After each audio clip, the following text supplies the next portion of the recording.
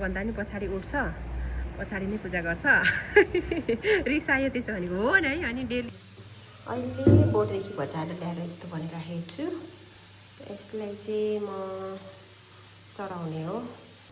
मकै चाहिँ मैले चढाएर पनि उसिनेर पाक्यो।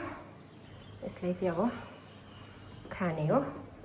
अनि यो पहाडको आलु, यो बर्खे आलु भन्छ, पहाडको आलु पनि मैले चाहिँ 1-2वटा लगाइराखेको छु।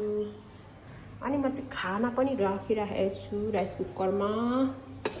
बिहानको मेरो काम चाहिँ यस्तै हुन्छ, खाना पकाउने, खाजा बनाउने, खाने, यस्तै हो मेरो डेली रुटिन हो बिहानको चाहिँ। अहिले चाहिँ अब आफ्नै हातले रोपेको अर्ग्यानिक हरियो मकै खाने बेला भयो।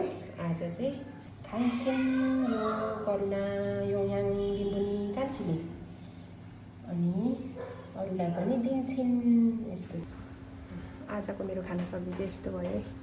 खाना पनि राइस कुकरमा पाकिसक्यो। यो चाहिँ अचार, यो आलुको तरकारी, अनि दाल, यति भयो। के चाहियो होइन त। दिदी चाहिँ पूजा गर्दैछ। मैले चाहिँ अघि पूजा गरिसकेर पनि कतिवटा काम सकिसकेँ।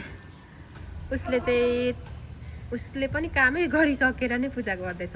मैले कति काम गरेँ, नुहाएँ, भन्दा नि पछाडि उठ्छ, पछाडि नै पूजा गर्छ। रिसायो त्यसो भनेको हो। कस्तो फिलिङ भइरहेछ आजको दिन?